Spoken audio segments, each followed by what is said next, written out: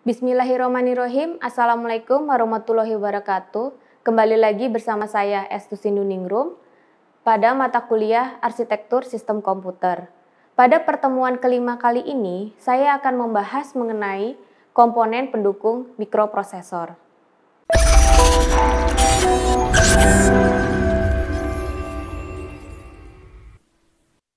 Komponen pendukung mikroprosesor 8086 Demultiplexing Bus. Bus alamat atau data pada 8086 atau 8088 dimultiplex atau dipakai bersama untuk memperkecil jumlah pin yang dibutuhkan untuk IC mikroprosesor 8086 atau 8088. Karena bus-bus mikroprosesor dimultiplex dan kebanyakan memori dan peralatan input-output tidak, maka sistem haruslah dimultiplex sebelum mengantarmukaan dengan memori atau dengan input-output. Demultiplex dilakukan oleh latch 8 bit yang pulsa clock-nya berasal dari signal ALE. Sistem buffering. Jika lebih dari 10 satuan beban terhubung ke pin bus manapun, seluruh sistem 8086 atau 8088 harus dibuffer pin yang termultiplex. Telah dibuffer oleh LANS 74LS373 yang dirancang untuk mengendalikan bus kapasitas tinggi yang ditemukan pada sistem mikroprosesor. Arus output buffer telah dinaikkan sehingga lebih banyak satuan beban TTL yang dapat dikendalikan output logika 0, menyediakan sampai 32 mA arus sinc, dan output logika 1 menyediakan arus sumber hingga 5,2 mA. Full buffering. Operasi mode minimum merupakan cara yang paling mudah dan murah untuk mengoperasikan mikroprosesor 8086, 8088.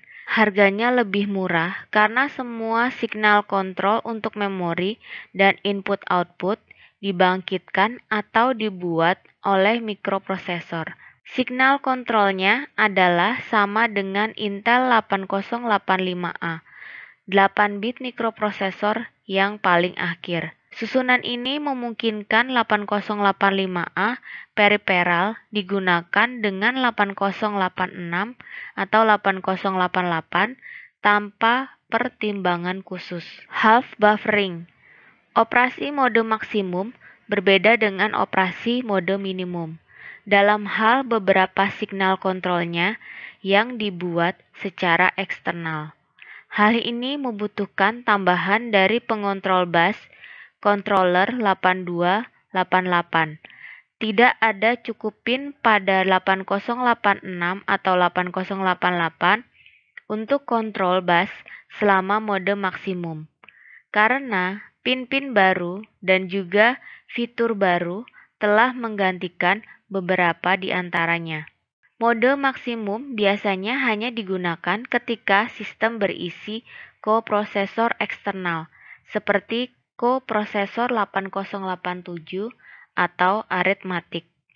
Bidirectional buffer. Bidirectional buffer merupakan sebuah bus yang dapat membawa signal dalam dua arah.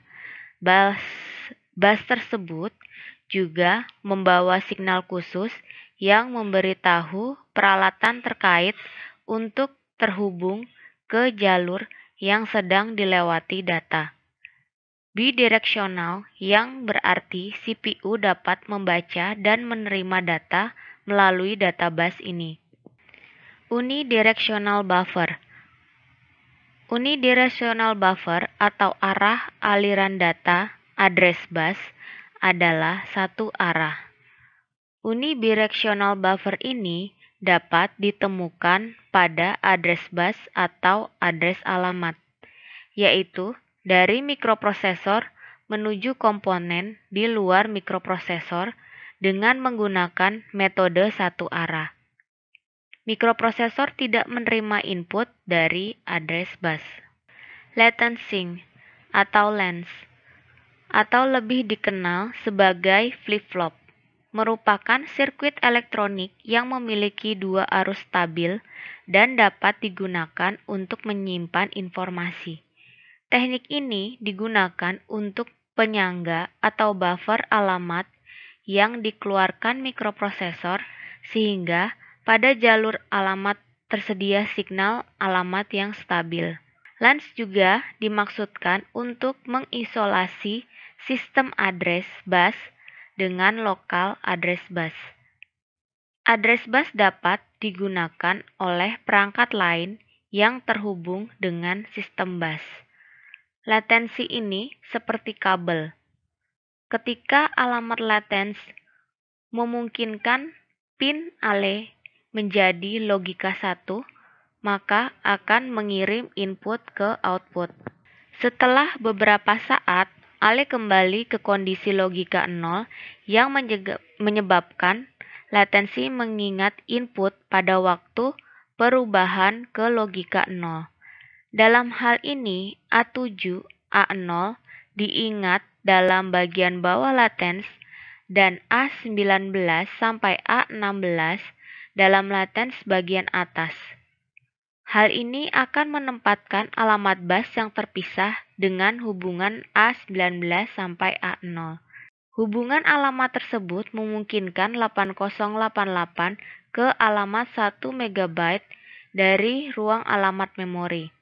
Fakta bahwa data bus terpisah akan memungkinkan untuk dihubungkan ke bagian periferal 8 bit atau komponen memori. Sistem D-Lens. D-Lens atau sering disebut dengan D flip-flop atau data flip-flop merupakan pengembangan dari RS flip-flop dan D flip-flop. Kondisi output terlarang, tidak atau tidak tentu, atau tidak lagi terjadi. Data flip-flop sering juga disebut dengan istilah D flip-flop, sehingga lebih mudah dalam penyebutannya. Data flip-flop merupakan data dari rangkaian utama sebuah memori penyimpanan data digital. Input atau masukan pada RS flip-flop adalah dua buah, yaitu reset dan set. Kedua input tersebut dimodifikasi sehingga pada data flip-flop menjadi satu buah input saja, yaitu input atau masukan data. 4 komponen utama mikroprosesor ada yang mengkelompokkan menjadi 5, yaitu mikroprosesor itu sendiri, MPU atau mikroprosesor unit atau CPU, Central Processing Unit. Kemudian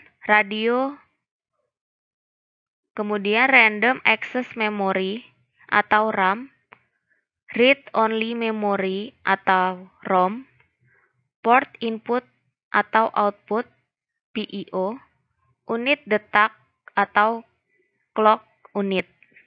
Ini merupakan gambar blok diagram sistem mikroprosesor. Mikroprosesor itu sendiri atau MPU atau CPU, mikroprosesor berfungsi sebagai otak sistem. Ia mengatur kerja sistem berdasarkan urutan program yang telah ditetapkan. Ia mengatur keluar masuk data dari atau ke antara bagian dalam sistem. Ia juga mengatur aktivitas keluar atau masuk data dari atau keluar sistem. Port input atau output adalah komponen yang menghubungkan mikroprosesor dengan perangkat luar, yaitu hard disk, printer, keyboard, monitor, dan lain-lain. Jadi port di sini berlaku sebagai pintu ke perangkat luar. Sebagaimana memori input-output juga harus merupakan komponen tunggal. Artinya, ada banyak port di dalam sistem komputer yang masing-masing diberi alamat tertentu. Nah, di sini MPU adalah sebuah CPU yang tersusun dari 3 bagian pokok, yaitu ALU atau Arithmetic Logic Unit. Dia menyediakan fungsi pengolahan. Kemudian CU atau Control Unit, dia mengontrol fungsi prosesor. RU atau Register Unit, tempat penyimpanan sementara dalam mikroprosesor. Jenis-jenis mikroprosesor. Mikroprosesor 4 bit, yaitu Intel 4004 merupakan mikroprosesor 4 bit pertama dari keluarga Intel. Ini hanya mengalamatkan 4096 lokasi memori bit. Terus memiliki 45 set instruksi. Kecepatannya 50 kilo instruction per second. Dibuat dengan teknologi P-channel MOSFET. Digunakan untuk video game, sistem kontrol kecil berbasis mikroprosesor, serta kalkulator. Mikroprosesor 32 bit. Contohnya adalah Intel 80386 tahun 1986. Adalah mikroprosesor fungsional 32 bit pertama. Intel yang mengandung data bus 32 bit dan alamat memori 32 bit. Melalui bus alamat 32 bit ini, 80386 mampu mengalamati memori sebesar 4 MB.